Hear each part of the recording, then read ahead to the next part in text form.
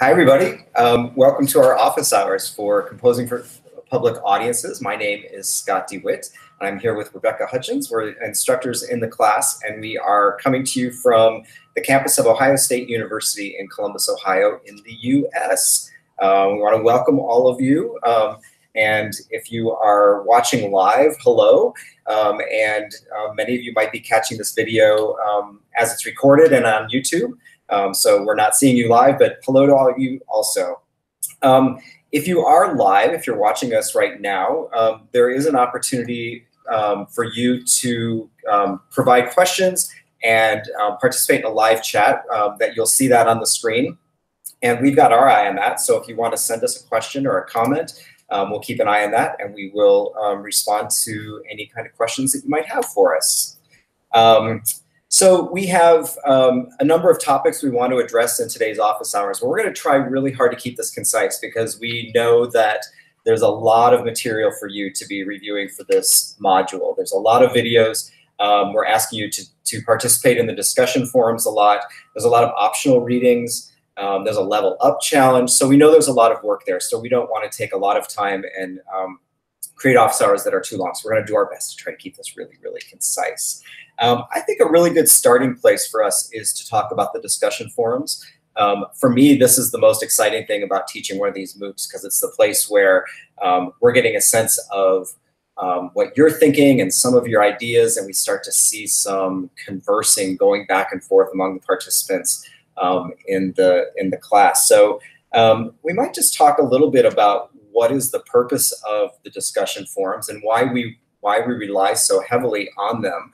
Obviously, this is an online class. We are not sitting in a classroom together. We don't have a set time when we're all meeting together. So we have to have some way to communicate with one another. This is also, of course, about writing. And so the discussion forums ask us to write to one another. So it's a really good place for us to practice writing and to think about addressing audience and commenting on each other's work. So we do rely really heavily on them, but they're also really, really exciting places for us to gather in this class, especially because we're all over the world. So we're not in the same time zone. There's no way that we could be having any kind of a live, real-time conversation. So those discussion forums are really important. I think one thing that I might want to start talking about is the idea of an exchange and participation among the students in the class. I always think of discussion forums really as a place of conversation where there should be some give and take, where people are exchanging ideas, but also responding to those ideas. I think the opposite of this might be like a bulletin board, where I walk in and I might pin an idea to a bulletin board and then walk away. And it's just my idea sitting there on the bulletin board by itself, that there's nobody really engaging with that idea. I think I really want to think of these more in that exchange realm, to think of this as a forum. Now you'll notice that the instructors we're ducking into these conversations and we're responding to some of the things that you're saying. But I think all of us would agree that where this gets really exciting is when we see you responding to each other. And so we're starting to see that as you're getting more comfortable with the platform and you're getting to know one another. We're starting to see some increase in you participating and responding to each other. Let's keep doing that. Let's do more of that. I think the instructors are still very excited about coming into those conversations, but we don't want to dominate that conversation. We want to have conversation with you, and we want to engage with you. And we're really interested in hearing your ideas. I think one thing that a lot of people ask us is, what are some really good strategies for responding to these discussion forums? Like, what makes a really good response on a discussion forum?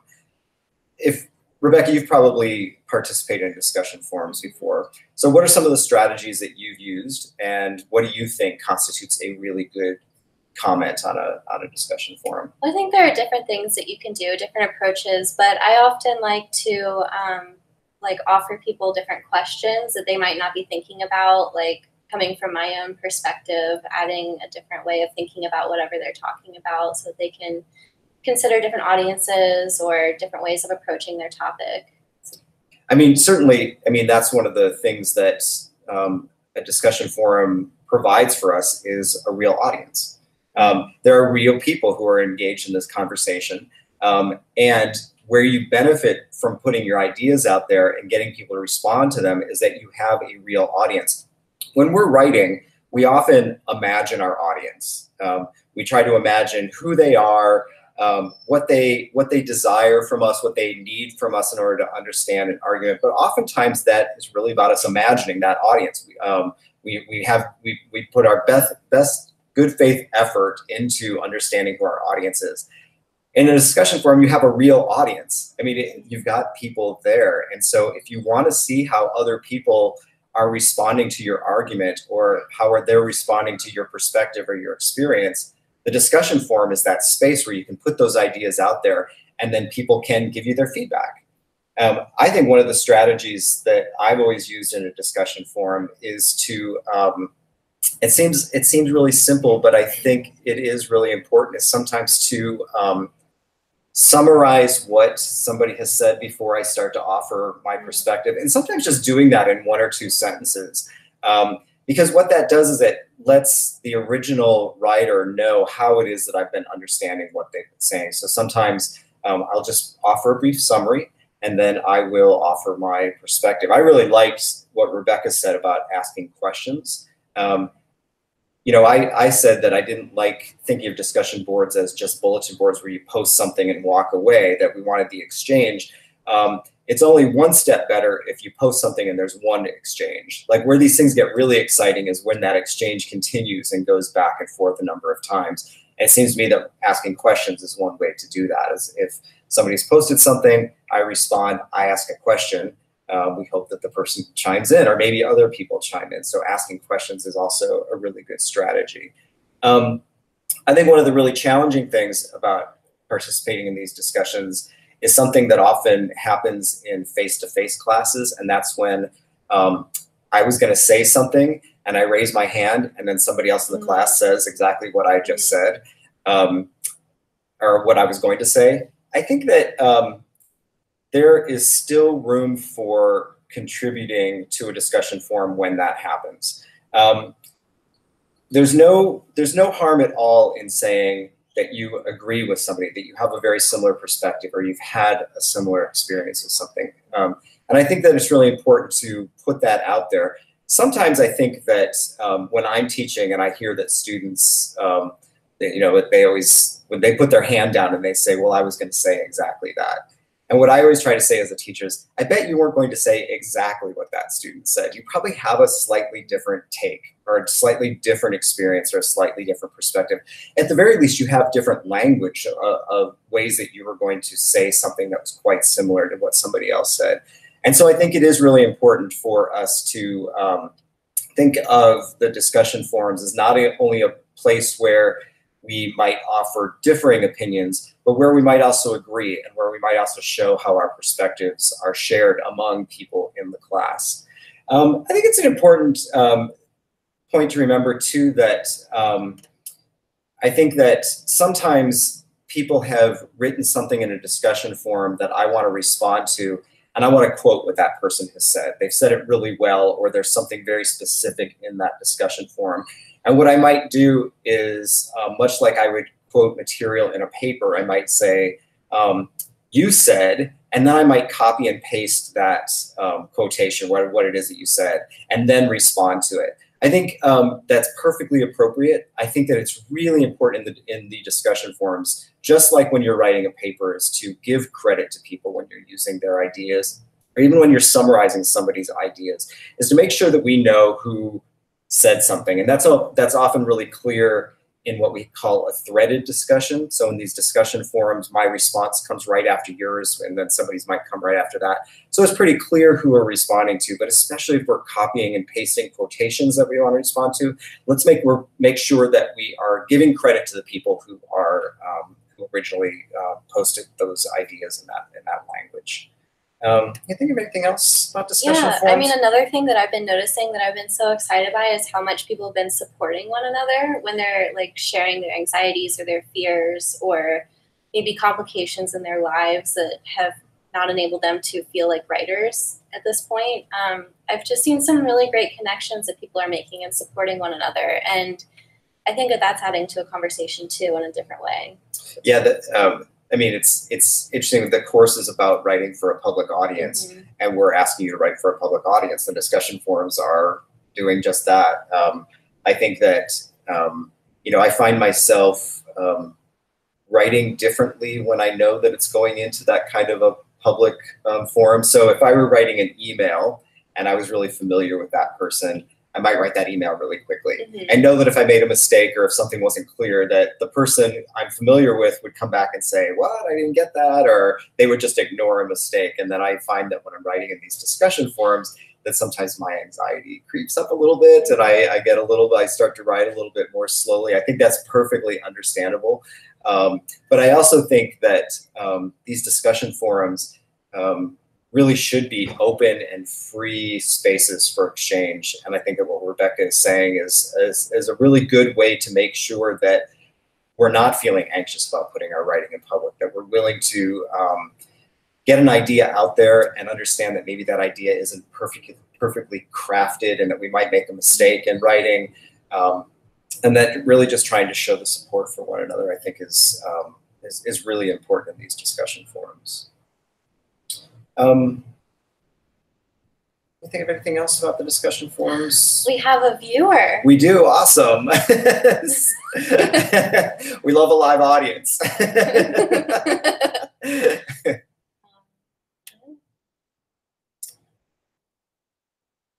What are some of your impressions of what people are writing about? Do you get a sense of you mean for their what is your sense of, I mean, I guess I don't want to go into a lot of detail. I think I've just been really excited about the range of topics that people are writing about, and that people are bringing really personal perspectives and professional perspectives, and there's all kinds of really interesting things in terms of the range of what people are writing. Yeah, people are, it's really interesting because it seems like many of them are coming from like their professional background where they feel like they might be inhibited as writers in the type of writing that they have to produce for their jobs, but it's providing them this like credibility in their writing in this class, and a lot of them are drawing on that. That's really awesome. I think that the one thing that this module has been asking people to think about are the rhetorical appeals. I think you and I were talking about this earlier, is that what's really interesting is that not only are people writing about the rhetorical appeals, but we're seeing evidence of people using the rhetorical appeals as they're actually writing about them and doing writing in other discussion forums, which is really great. That's what this that's what this is all supposed to be about. I think that rhetorical appeals for me, I remember when I first learned about those, it was pretty late in my schooling that I actually had a label for them and learned about classical rhetoric and had the name for it. And it was I think a really useful tool for me when I was realizing that I was using those appeals. I was using them rather haphazardly. I wasn't really seeing the relationship among them. I think I was just kind of had this kind of a fuzzy understanding of what audience was. And the rhetorical appeals, when I started pulling them apart a little bit and then seeing what their connections were, really made my understanding of audience much clearer. And so I think there's some real value in the work that we're asking people to do in these discussion forums. Yeah, absolutely. I think that for me, it's so much easier to recognize them in others' work than in what I'm producing sometimes. So reading the discussion forums could be like a really useful way for people to start understanding what those appeals look like in like real conversations in the discussion forums. And I think that what I'm starting to see some evidence of, which is exactly how this is supposed to work, is so we're asking you to think about those appeals discreetly, individually, and to try to write about like the concept of pathos, and to try to write about that individually. And I think what I'm seeing is evidence where you find that it's sometimes nearly impossible to think just about one of those things, that these ideas are conterminous. That means that they share boundaries. So we might have ethos, logos, pathos, and kairos, and we try to think about those things discreetly. Depending on the rhetorical situations that we find ourselves in and who our audience is and what we're trying to achieve, it becomes really difficult to pull those four things apart, there's so much that's shared among them. Like I said when we started, I think that we are asking a lot in this module in terms of what we're asking you to read and review, what those exercises are, what some of the bigger assignments are. And so I wonder, Rebecca, if we might talk a little bit about the overview, just to give you one more snapshot of what it is that we're hoping that people will be able to work on in this module. Yeah, definitely. I think an overview is almost necessary. It is. we were going through the module last night, and we were both noticing that there's a lot of material here. So this will benefit us also. Yeah. So you have three more discussion board forums about the rhetorical appeals. There's one for logos, kairos, and pathos. And the logos and kairos ones, you're going to watch a video and answer a series of questions that Caitlin Clinton is asking you to answer about the uses of those rhetorical appeals in those videos. However, for the pathos forum, you're going to watch Caitlin's video about pathos and then select an artifact of your own and analyze its use of pathos. And then for your composing for a cause discussion board forum, you're going to select a cause, and it doesn't have to be the same one you've been working with if you decided you wanted to change. Imagine you've been given a forum, such as like print or online or a TED Talk, and consider how you would seek to establish ethos, pathos, and logos and kairos to make a persuasive argument. So you're not actually going to be crafting an argument, but you're going to consider like what rhetorical appeals you might find useful for constructing your argument. And then the last one is the rhetorical analysis itself. So it's a 3 to 4 double-spaced paper analyzing how an artifact that you select, which could be an image or an advertisement, website, speech, anything, creates its argument. So you're not going to be focusing on what the author is arguing, but instead how the author is making that argument through the rhetorical appeals. So. You know, and I think this leads to another question that often comes up with my own students here and often shows up in some of the discussion forums is like, why are we placing such an emphasis on analysis? And in this case, rhetorical analysis, that idea of how an argument is being made. It's not that we're ignoring what the argument is. It's impossible to ignore what the argument is, but we're really trying to better understand how the rhetor has made that argument. So focusing on that how over the what. And you know how I was just talking about how the rhetorical appeals, like it's super, we try to treat them discreetly and try to understand them on their own, but we see that they tend to blur together. I feel the same way about analysis and production. So analysis is the where we're looking at the how an argument is made, but eventually we're going to ask you to make an argument. And you're doing some of that in the discussion forums, and even in a rhetorical analysis, you are making an argument about how you are perceiving this artifact. But you know, the next module that we're working on is a visual public service announcement.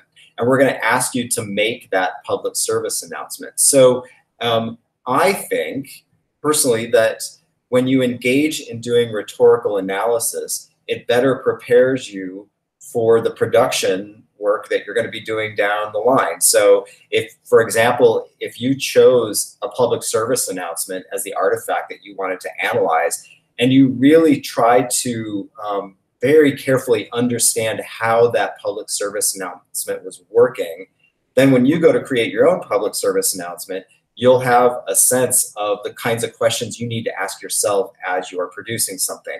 And then conversely, like as you are producing that public service announcement, you'll learn to ask yourself new questions, and you'll understand better what goes into making that. So the next time you see a public service announcement, you either hear it on the radio or you see it on TV or it's showing up in social media, you'll immediately start to analyze the ways in which that argument was made. And so I think that that analysis is production and production is analysis. But for the sake of a class, we do have to have some kind of progression as we're moving through this. So I think now what we're going to be asking you to do in this module is to really focus on analysis, trying to understand how somebody has made an argument, so that when we get to the next module and you're asked to make your own argument in an artifact, in this case a public service announcement, you have a better sense of how other people have done that. Let me see, I have a list here. I want to make sure that we have covered everything. Oh, the last thing that I want to talk about. So this course that we've designed, obviously this is a non-credit course. It is an open course. People are able to work on the assignments and try to get what they need. And I'm really, really struck with how ambitious and engaged everybody is in this class early on. We have these additional assignments that are called level up challenges. There was one in Module 2. There's one here in Module 1. There's one here in Module 2 also.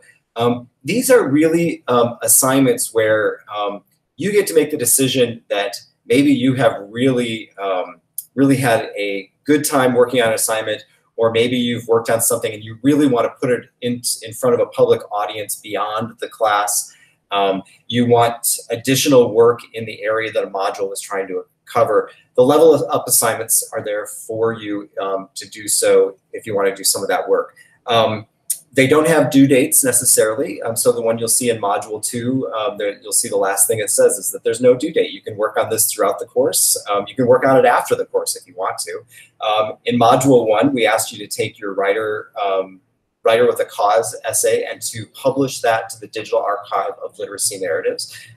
So there would be an example of you've had this smaller audience in the class, and maybe you want to have a bigger audience. There are a lot of people who read the Digital Archive of Literacy Narratives. So keep an eye on those level up assignments. They really are there to be additional challenges in the class and to give you more practice in writing. Anything else that you can think of in your mind? Any questions out there in our audience? Or we didn't see anything coming in, but do you think that students sometimes struggle determining what artifact to use? That's a great question. Like, what's going to make a good artifact for them? I think there are so many different directions you could go in. I find that artifacts that are concise but are rhetorically trying to achieve something significant, and yet they're not necessarily long or large artifacts. Those to me are the really interesting ones. So for example, a public service announcement, let's just use that as an example, by its nature tends to be pretty short.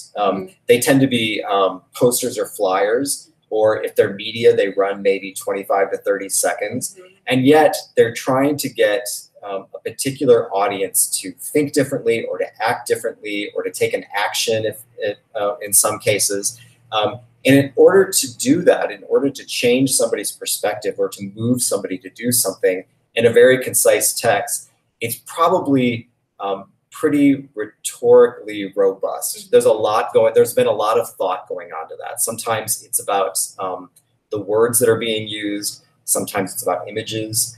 If it's a media PSA, sometimes there's music in the background, and the music is really worthy of our attention. And so I think that combination of trying to achieve something in a very concise manner, those are sometimes the more interesting ones for me. Yeah, there are definitely, I mean, I guess it depends on what their goal is for this assignment. If they're wanting to understand the rhetorical appeals better, like an advertisement or a public service announcement might work really well. If they're really wanting to try to learn how to utilize these like rhetorical skills for creating their own public service announcement or something, maybe that would be the type of thing that they should go with. You know, and I certainly don't want to say only choose those. For example, I think that sometimes political speeches are really interesting to do rhetorical analysis. You know, graduation commencement addresses are sometimes really interesting because they are, you know, your audience are people who are graduated from high school or graduated from college. And your goal is typically to get this very diverse audience, all of whom are in the same exact place in their lives. They're getting ready to graduate. It's almost always about to reflect on where you've been and to think about where you're going. And people do that in so many different ways. So I think those speeches sometimes are really interesting. And those are longer texts. I think that if you were to do a rhetorical analysis on a longer text, you should remind yourself that you don't need to do an analysis of, for example, every single sentence. You know, you might want to just choose a couple of areas in that speech to do a rhetorical analysis of. Just because the text is longer doesn't mean that you have to do a longer paper. We're still looking for something that's about 800 to 1,000 words. Yeah, absolutely. I think that's all I have. Yeah. We don't have any questions that are coming in, and we promised that we were going to try to keep this concise. Continue to work in those discussion forums. Continue to respond to each other. That's one of our goals. We will keep an eye on the discussion forums, and we will occasionally jump into some of those conversations ourselves. We look forward to seeing you next week. We'll have office hours, same time next week, same forum. And I believe that those office hours, I think I'm going to be doing those office hours, and Ben McCorkle will be doing that with me. So we'll be here next week to talk to you about Module 3, which is the Visual Public Service Announcement Assignment. Yeah, and if you have any questions until then, please use the discussion board forum. There's a question section where you can submit questions or send them to us in email. Excellent. Okay, bye everybody. So long.